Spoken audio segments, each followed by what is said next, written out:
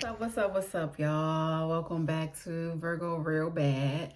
Virgo Real Bad, and y'all know why it's Virgo Real Bad. Virgo Sun, Virgo Moon, Virgo Real Bad. I'm a shrewd and through Virgo up in here. I represent Virgos all day. All day. You don't have to be a Virgo to be on this channel, but it's Virgo Real Bad. So that's just what it is. Anyways, today I really want to talk about how we be in our own way. Like when it comes to like dating, relationships, things like that. Like I say we because I feel like I'm not alone, but I'm talking about myself. I'm talking about experience, and hopefully you can relate to that.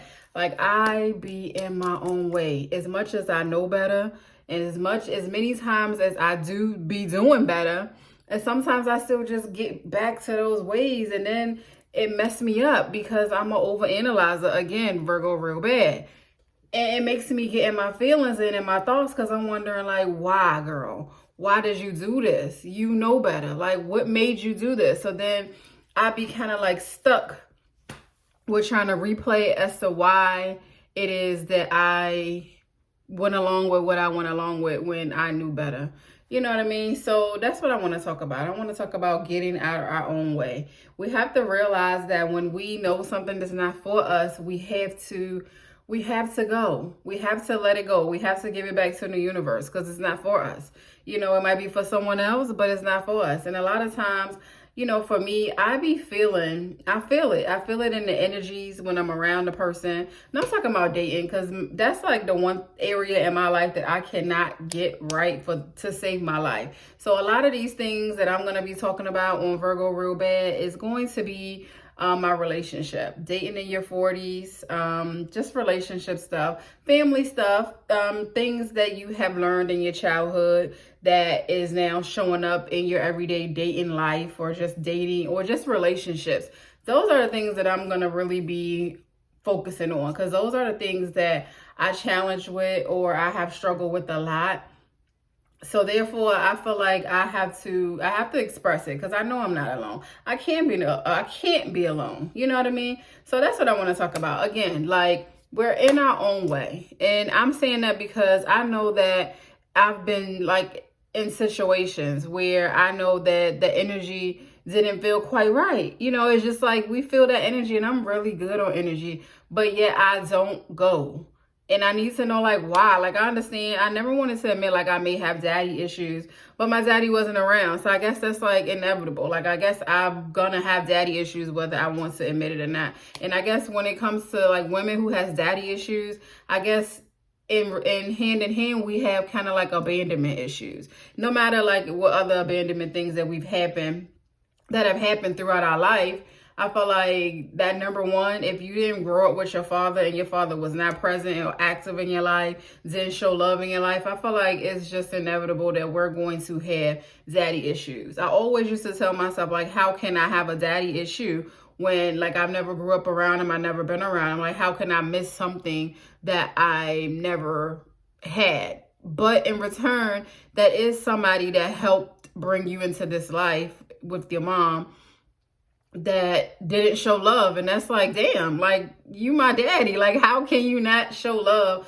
How can you not want to be involved in something you helped create? How can you not want to be present in something that has the same blood DNA as you? So I guess that is kind of like our first heartbreak, or like our first like abandonment. I never wanted to really admit that, but I guess it is what it is. And I guess it is present in today. Now that I'm really trying to date right and get right and deal with my shit, is even more present today.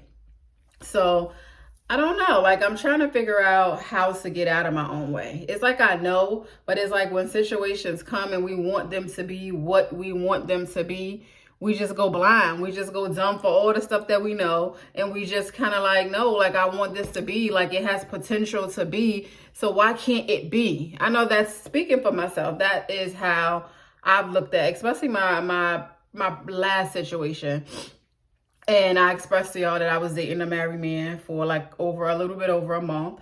And, you know, that's what a whole lot of these now, like, revelations is coming from, like my thought process.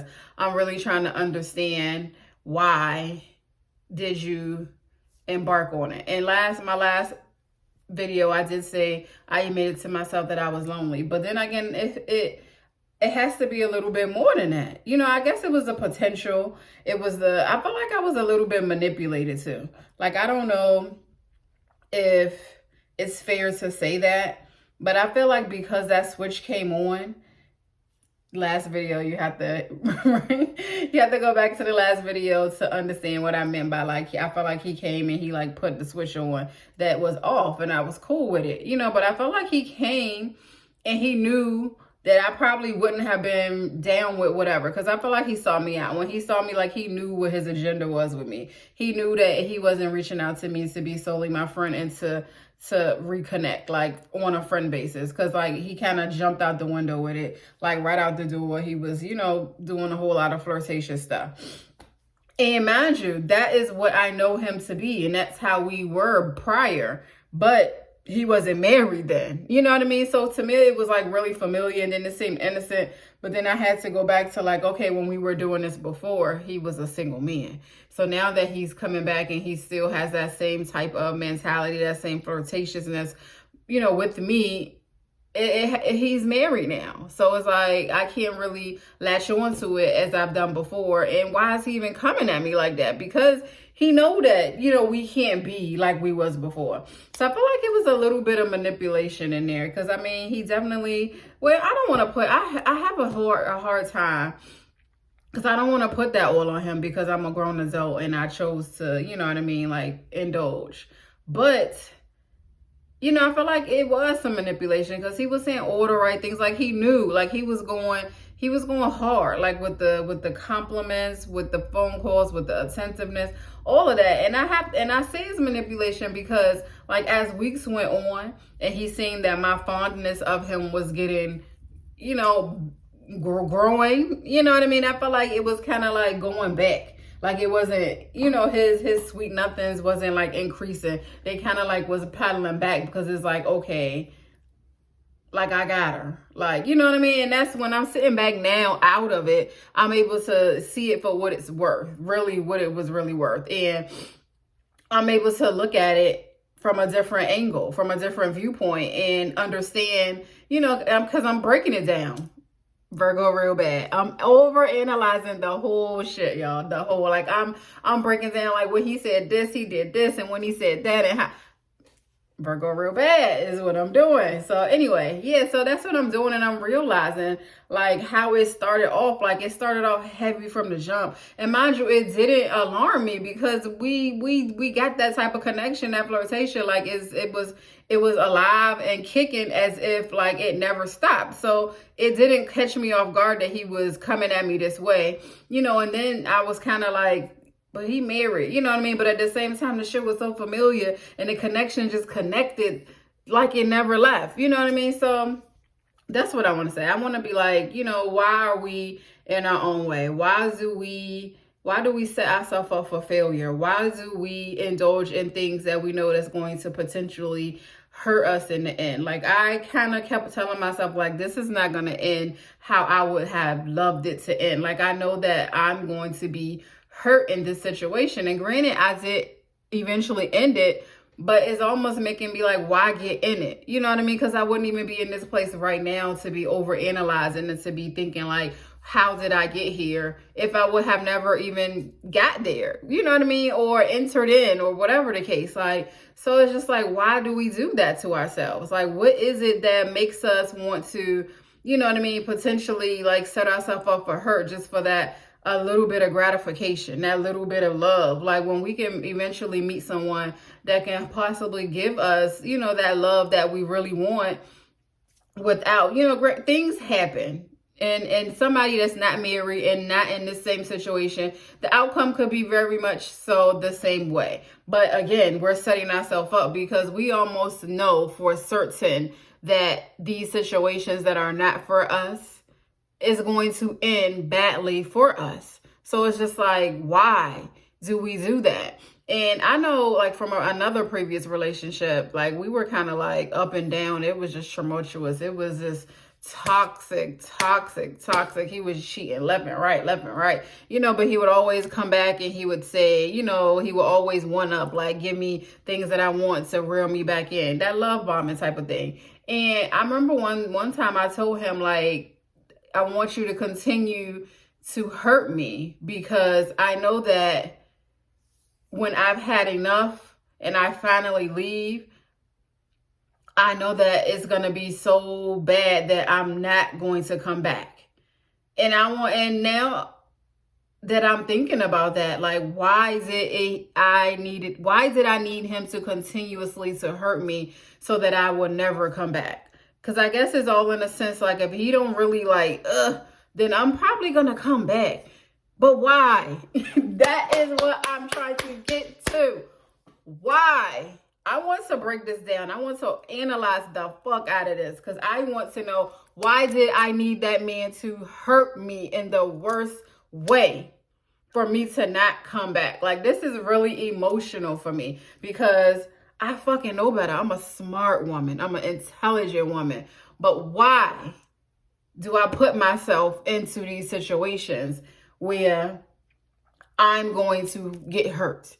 I'm setting myself up for failure. Like, what is it about that hurt? Is that the only way that I know love? Is that the only way that I've experienced love in my life, where I need hurt to come along with it to think that it's love? Like, I need to break this down, because I'm almost thinking that that may be the case. But then if that's the case, I need to break down with who was loving me and hurting me, and where I felt like the two went together. I need to unpack that.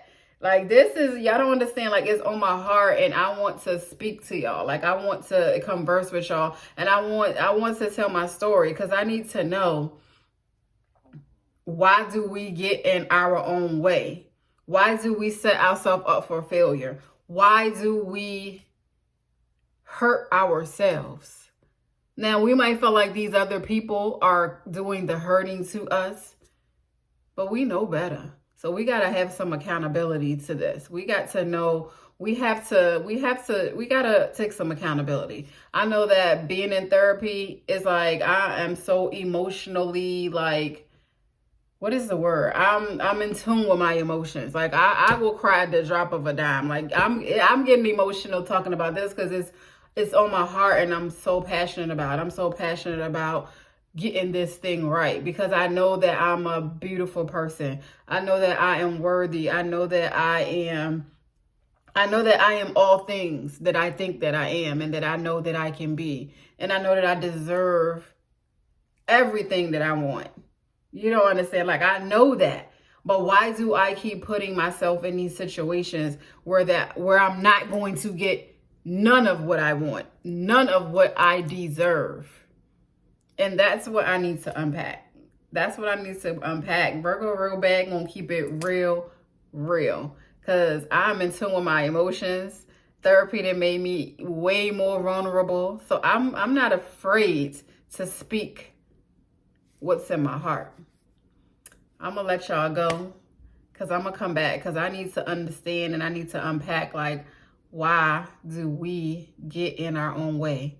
Why do we, I want to say intentionally, because some might argue and say it's not, but I'm going to say, why do we intentionally hurt our own feelings? I want to get into that. I want to jump into that. I want to tackle that. I want to unpack that. So until next time, y'all, Virgo Real Bad is here, and I will be back for some more girl talk. Let's unpack this, sis, because a beautiful life and a beautiful man is out there for us. And we're going to find him, because we're going to unpack our shit, and we're going to be ready for when he come. Virgo Real Bad.